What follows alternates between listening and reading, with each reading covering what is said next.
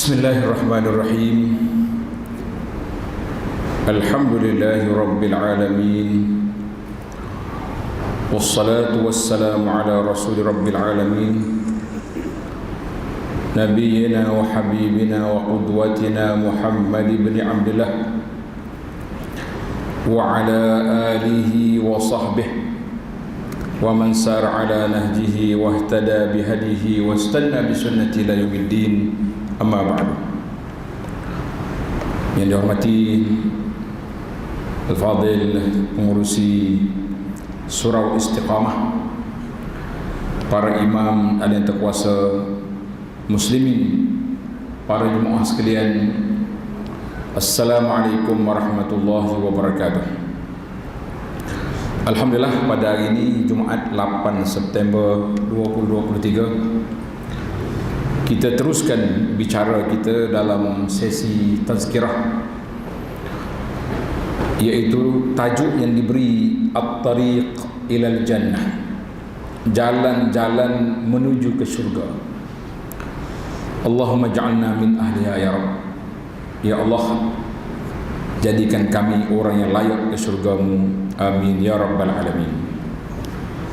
Itu dia panggil gaya ataupun cara Nabi SAW. Bila dia sebut tentang syurga, terus dia minta Allahumma ja'alna min ahliha. Bila dia baca ayat-ayat yang menyebut tentang neraka, terus minta perlindungan, na'udzubillahi minan nar, Allahumma ajirna minan nar. Kita hidup di para jemaah sekalian, biarlah hidup kita ni dalam suasana sentiasa berdoa. Dan kita eloknya kita budayakan doa mendoa. Budayakan doa mendoa di antara kita. Anda tengok orang Arab, dia banyak doa. Barakallahu fiik, Allah yaftah alaik, hafizakallah. Maknanya ayat-ayat dia menunjukkan kepada doa, minta kebaikan kepada orang-orang yang kita sayangi, orang-orang yang kita hormati, keluarga-keluarga yang kita cintai. Sentiasa jangan lekang daripada mulut kita dengan doa. Jadi kita cuma anda tengok di suasana kita, masyarakat kita ni, dia hanya ambil tajuk je, tajuk doa, tahniah.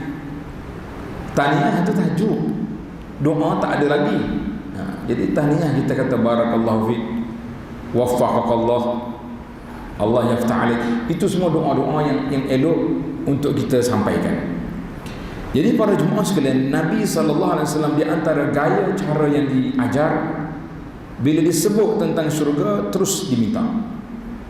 Jadi insya-Allah dalam tazkirah ringkas kita ini, ana akan sebut beberapa tariq ataupun jalan yang mudah, yang kita rasa insya-Allah ada harapan untuk kita sampai ke syurga. Kalau tidak, kita rasa macam tak layak kita ni. Sama juga bila orang pergi haji, dia ada termenung kat depan Kaabah, dia kata, layakkah aku ni mendapat haji mabrur? Kita mengatakan para jemaah sekalian, Allah bila dia panggil, dia jemput kita menjadi tetamu, Tuhan nak bagi anugerah yang besar kepada kita, supaya kita dapat apa yang nak dianugerahkan oleh Allah. Kita usahalah buat yang terbaik, buat yang paling comel sekali, supaya kita layak untuk menerima anugerah yang besar, yang sangat berfaedah itu. Bila kita sebut tentang syurga, semua kita nak syurga. Orang beriman sudah pasti, sebab dia yakin dan percaya. Kita sudah beriman adanya hari akhirat, kita sudah beriman adanya syurga, dan juga tidak lupa adanya neraka, wal'iyazbillah. Kadang-kadang yang bukan Islam pun ada juga duk nyanyi juga, aku tunggumu di pintu syurga. Tapi kita tahulah syurga mana dia tunggu. Kita syurga yang dijanjikan oleh Allah.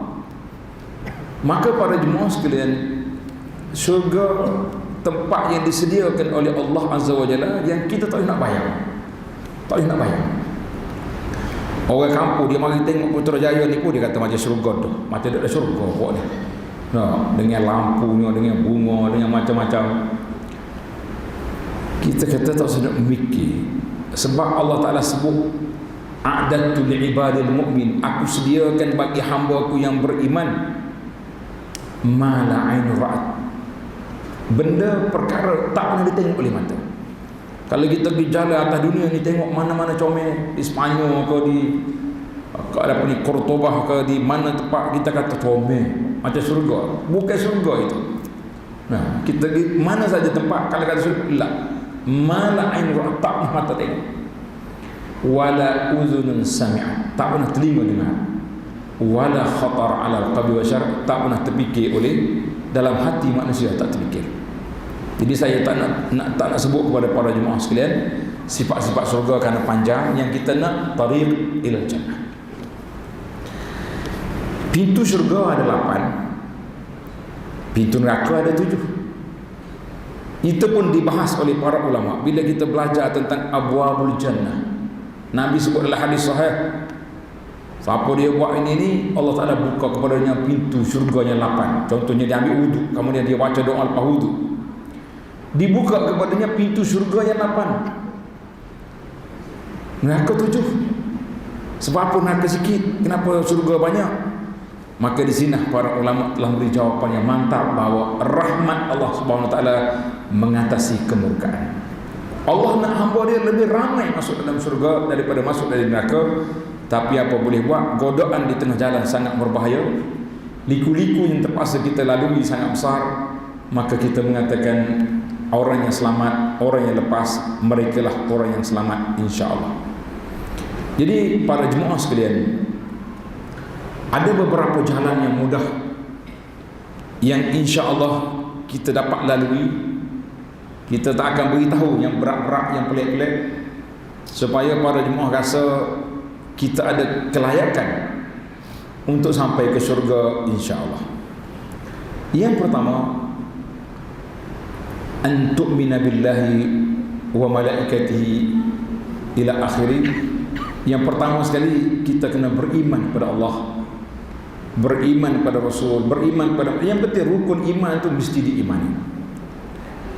Siapa dia beriman kepada Allah dengan benar-benar beriman, maka Nabi SAW telah memberi jaminan dalam hadis diriwayatkan oleh Imam Bukhari, man amana billahi wa birasul, siapa dia beriman dengan Allah, beriman dengan Rasulnya sallallahu alaihi wasallam, wa aqamas salah, dirikan salat, wa shama Ramadan, dia puasa bulan Ramadan, kana haqqan 'ala Allah an yudkhilahu jannah, Allah Ta'ala akan masuk orang di dalam syurga. Jadi yang pertama sekali para jemaah sekalian, kita kena beriman separuh, setengah begitu. Yang kedua, mesti menjauhkan diri daripada syirik.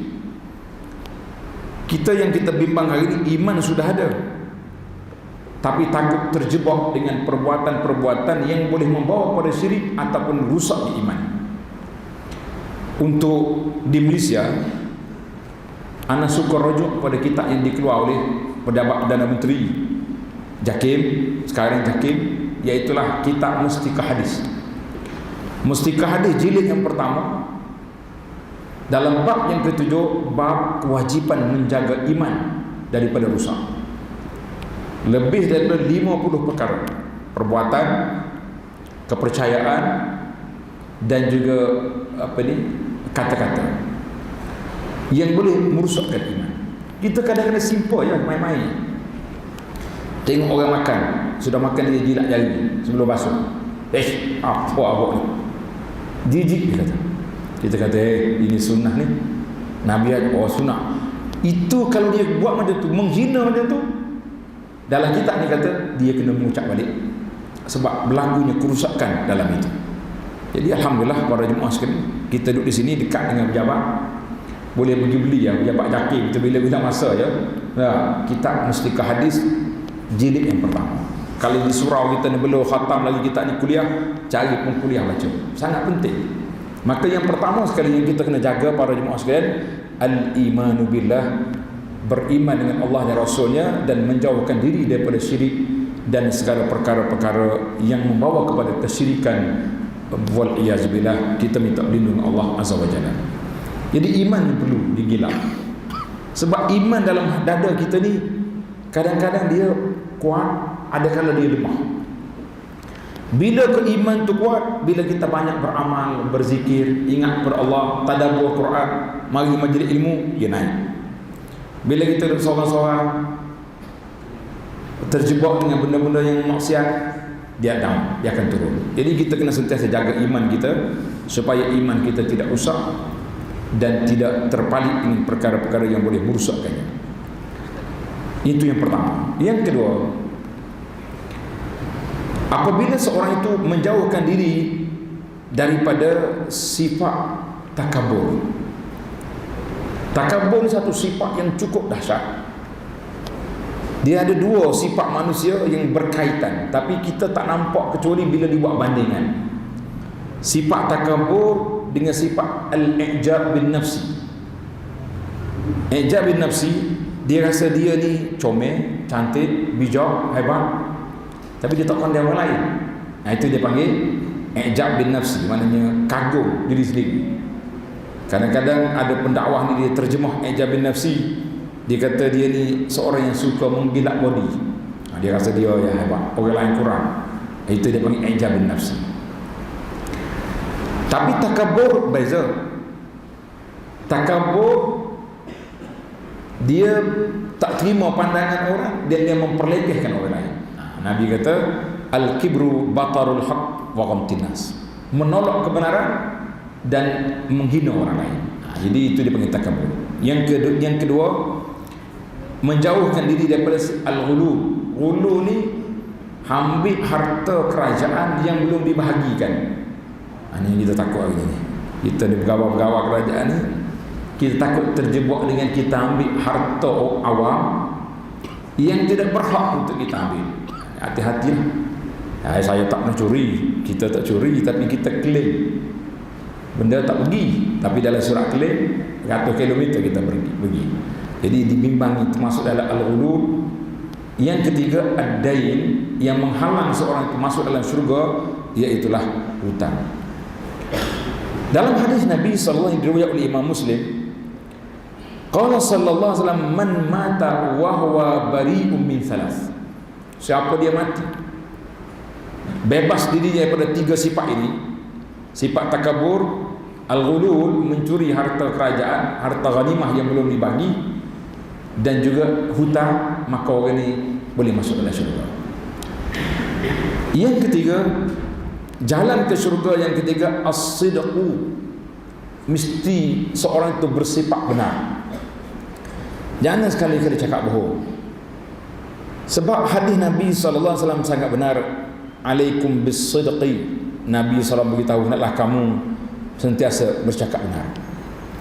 Fa inna as-sidqa yahdi ila al-birri. Sebab orang yang bercakap benar, dia akan bawa kepada kebaikan. Kita kadang-kadang takut nak cakap benar, takut hilang kawan, hilang pengaruh, hilang kedudukan, hilang macam-macam kehilangan. Sebab bila kita cakap betul, orang akan marah. Manusia ni gitulah, kalau cakap betul walaupun dia salah, tapi kalau kita tegur dia, zaman sekarang ni mudah ya, dia panggil unfriend. Saya tak friend dengan dia ni. Apa cakap tegur kita lah, padahal kita nasihat dia.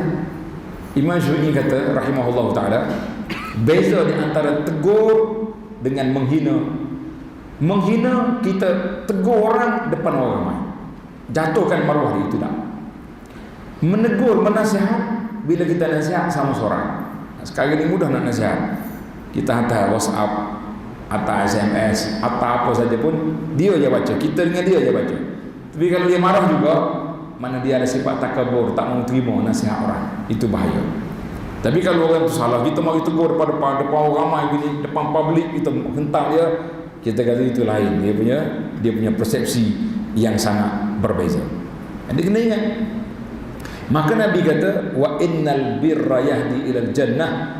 Orang yang bersifat benar, dia akan, Allah Ta'ala akan tunjukkan dia jalan ke syurga. Maka kita mengatakan inilah jalan-jalan yang sangat simple, yang sangat mudah untuk kita sampai ke syurganya para jemaah sekalian. Jangan rasa tak layak aku ni. Jadi imam hadis Dia nak ambil riwayat seorang-seorang hadis ni, dia tengok orang ni cakap benar atau tidak.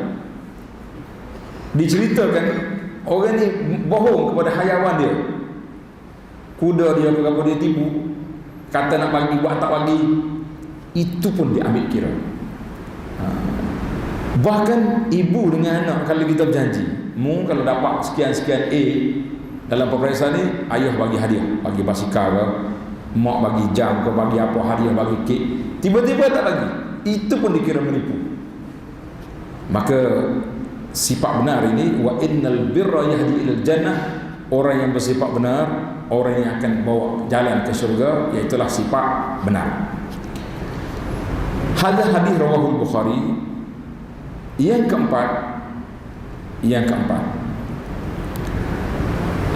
al-ibti'ad anil wuqu' fil fahsyah, jauhkan diri kita daripada terjebak dengan benda yang tidak baik.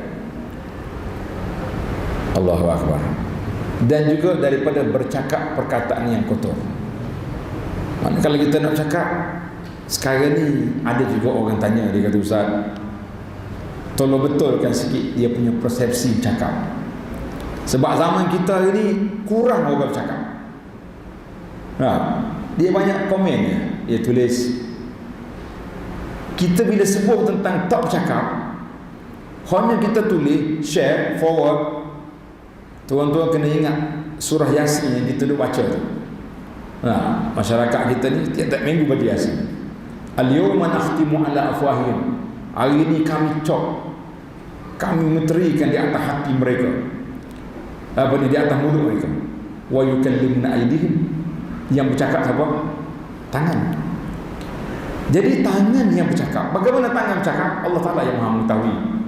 Jadi zaman kita ini sudah ada unsur-unsur tangan bercakap. Sebab itulah kata ahli motivasi, kata tangan kita jangan mendahului akal.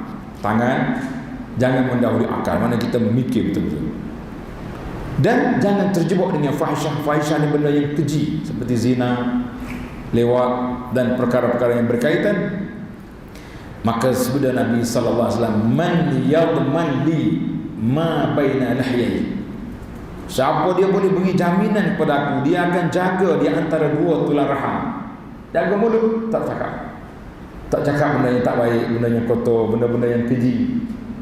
Wa ma baina rijlaihi, dan dia jaga di antara dua kaki, iaitu faras. Adman lahul jannah, baginda Nabi SAW mengatakan, aku jamin untuk dia masuk syurga. Mudah-mudahan kita termasuk di kalangan orang yang jaga. Hadis ini rawahul Bukhari. Baik, yang seterusnya, jalan yang kelima, at-taqarrub ila Allah bin nawafil, kita mendekatkan diri pada Allah Ta'ala dengan melakukan perkara-perkara sunat. Di antara perkara sunat yang sangat-sangat dituntut dan mudah dibuat, iaitulah wudu. Ambil wudu.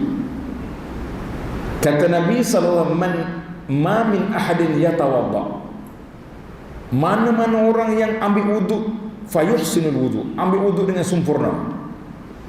Apa nak ambil wudu dengan sempurna?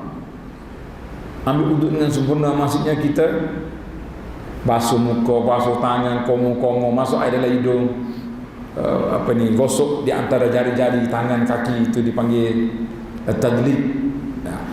Itu kesempurnaan. Waktu kepala taklah sapu gitu, sapu semua sekali kepala, itu dia panggil ambil wudu dengan sempurna. Wa yusalli raka'atain, kemudian dia solat sunat 2 rakaat. Solat sunat 2 rakaat, dia panggil sunnatul wudu. Yuqbilu biwajhihi biqalbihi wa wajhi alaihima, waktu dia solat itu, waktu dia ambil wudu, dia tak bercakap, dia baca doa wudu. Kemudian waktu dia solat pun dia khusyuk. Nabi kata apa? Illa wajabat lahul jannah, orang ini pasti akan mendapat syurga. Hadzal hadis rawahu Abu Dawud. Itu di antara hubungan-hubungan yang mudah. Kemudian yang seterusnya, yang keenam, beberapa perkara yang disebut oleh Nabi SAW dalam hadis yang diriwayatkan oleh Abdullah bin Salam radhiyallahu anhu.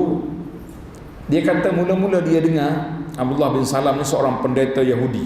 Pendeta Yahudi, dia baca dalam kitab Taurat sifat Nabi. Kemudian dia tunggu Nabi datang ke Madinah. Bila dia tengok Rasulullah sallallahu alaihi wasallam, terus dia masuk Islam. Dia meriwayatkan bahawa di antara awal-awal muhadarah, ceramah ataupun tazkirah yang aku dengar daripada Nabi sallallahu alaihi wasallam, Nabi mengatakan, ya ayuhan nas, wahai manusia, afsus salam, sebarkan salam. Mana kita jumpa orang yang kita kenal ke tak kenal, asalkan dia tu orang Islam, assalamualaikum, jangan tak salam. Yang kedua, wa at'imut ta'am, nalah kita banyak beri makan orang. Kita beri makan kepada orang, sama ada kita buat jamuan mari rumah kita, kita hantar ke rumah dia, kita buat jamuan di surau, di masjid, apa saja yang kita buat, yang penting bagi makan, bagi mahal bentah sama. Wasilul arham, wasilul arham, hubungi silaturahim. Silaturahim ni maknanya hubungan di antara kita dengan keluarga kita. Keluarga itu dia panggil silaturahim. Yang keempat, wasallu bil laili wan nasu niyam, kamu solat pada waktu malam di saat orang lain tidur. Tuan-tuan boleh ulang balik 4 perkara ni. Ingat. Yang pertama apa? Salam. Lagi? It'amut ta'am, beri makan pada orang. Yang ketiga, silaturahim. Yang keempat, sallu bil laili wan nasu niyam, bangun tahajud. Nabi mengatakan tadkhulul jannata bisalam, boleh masuk syurga dengan mudah, dengan senang. Kadang-kadang kita rasa tidak payah. Nah, di antara lagi perkara sunat yang kita kena buat, letaklah nombor berapa pun, iaitu solat 12 rakaat.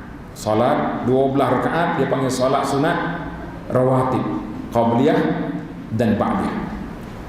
Siapa dia jaga? Man hafidha sintai asyrata raka'atan. Siapa dia jaga 12 rakaat? Tuan-tuan tanda 12 rakaat ni. 2 sebelum subuh, 4 sebelum zuhur, 2 selepas zuhur, 2 selepas maghrib dan 2 lepas isyak. Ingat bilangan 12 rakaat. Allah SWT bina untuk dia sebuah mahligai dalam syurga. Jadi macam mana kita tak mahu hadis ini diriwayat oleh Ummu Habibah, isteri Nabi, anak pada Abu Sufyan. Siapa dia jaga 12 rakaat, Allah SWT akan bina sebuah mahligai dalam syurga. Jadi bayangkan kalau kita ada rumah dalam syurga, tak kalau rumah saja ada, tuannya tak ada. Itu di antara lagi. Kemudian di antara, nombor saya cepat-cepat tak ingat dah. Di antara lagi jalan ke syurga, tajuk kita ni at-tariq ilal jannah, jalan syurga. Di antara jalan syurga yang disebut oleh Nabi SAW dalam hadis Muslim, man salaka tariqan yaltamisu fihi ilma. Siapa dia berjalan mencari ilmu. Kita berjalan mencari ilmu. Dialah cari ilmu. Sahhalallahu lahu bihi tariqan ilal jannah. Nascaya Allah Ta'ala permudahkan jalan nak pergi syurga. Maknanya kita nak pergi syurga ni, di antara jalan adanya kena menuntut ilmu. Alhamdulillah, ana tengok tafsiran ulama semasa, salaka tariqa, berjalan mencari ilmu. Dia kata zaman dulu orang mengembara. Siapa mereka? Dikatakan Imam Bukhari mengembara, nak kumpul hadis beribu kilometer. Jabir bin Abdullah mengembara mencari Abdullah bin Unais sebulan naik unta kerana satu hadis.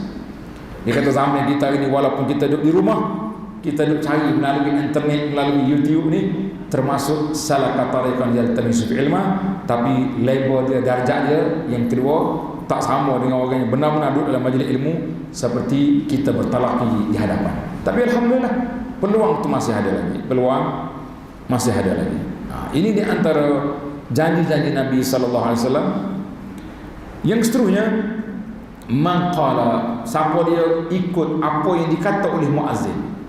Muazzin kata Allahu akbar, kita Allahu akbar. Asyhadu an la ilaha illallah.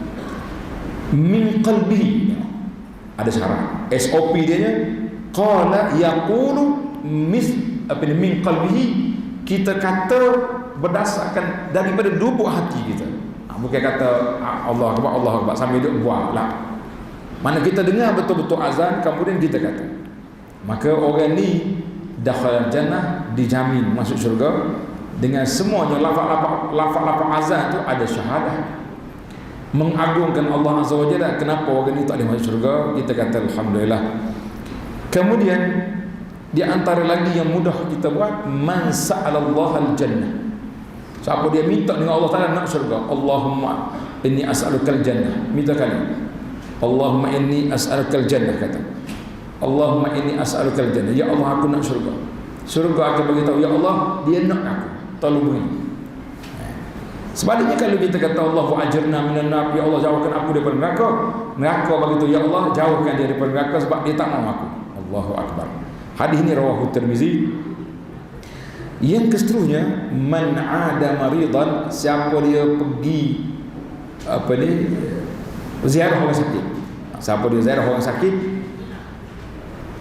ataupun ziarah saudara dia seagama tak sakit tapi pergi ziarah, maka malaikat akan kata tibta wa taba wa masyak, baiknya perjalanan kamu, wa minal jannati manzilan, kamu ambillah tempat duduk dalam syurga. Hadis ini dalam Tirmizi.